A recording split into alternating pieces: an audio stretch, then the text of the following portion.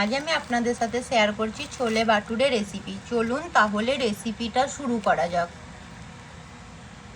ছোলে ভাটুরে বানানোর জন্য এখানে আমি কাবলি ছোলা সারা রাত ভিজিয়ে রেখে দিয়েছিলাম। এগুলো আমার ভিজে গেছে।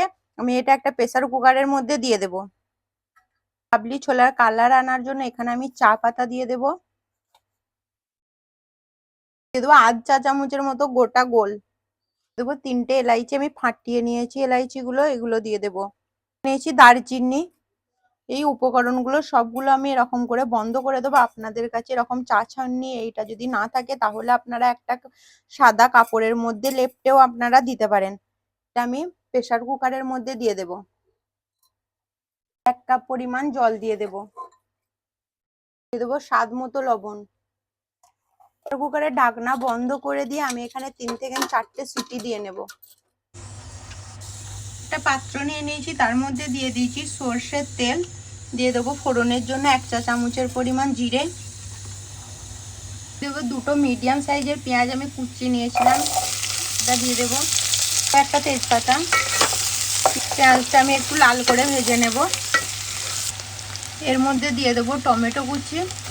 আমি এখানে 3টে টমেটোকে কুচিয়ে নিয়েছিলাম, টমেটো কুচি দিয়ে দেবো।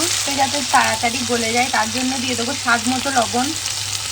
পেঁয়াজ আর টমেটো আমার গলে গেছে। এখানে দিয়ে দেবো আদা রসুনের পেস্ট 1 চা চামচের মতো। লঙ্কার গুঁড়ো 1 চা চামচ। হলুদের গুঁড়ো 1 চা চামচ। ধনে গুঁড়ো 1 চা চামচ।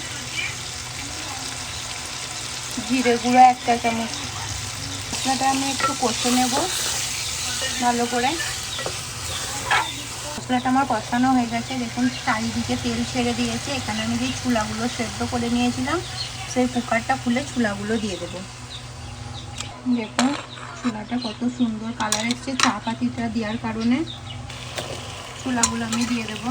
জল ঝরিয়ে নিয়েছি, একটা চামচে করে জল ঝরিয়ে ছোলাগুলো আমি মশলার মধ্যে দিয়ে দেবো। মিক্স করে নেব ভালো করে। ছোলাটা দিয়ে আমি একটু কষে নেব। আমার কষানো হয়ে গেছে। এখানে দিয়ে দেবো জল।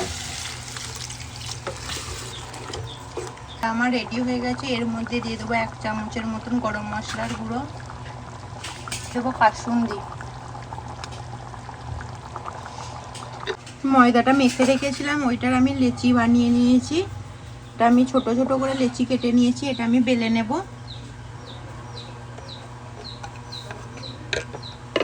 প্রথমে একটু লম্বা করে, ফির এদিকে দিয়ে আমি একটু বেলে নেব এরকম করে। ভাটুরার সাইজ এরকম হয়। আমার গরম হয়ে গেছে। এখানে আমি ভাটুরেগুলো দিয়ে দেব, দিয়ে ভেজে নেব। সব কটা ভাটুরা সমানভাবে ফুলবে।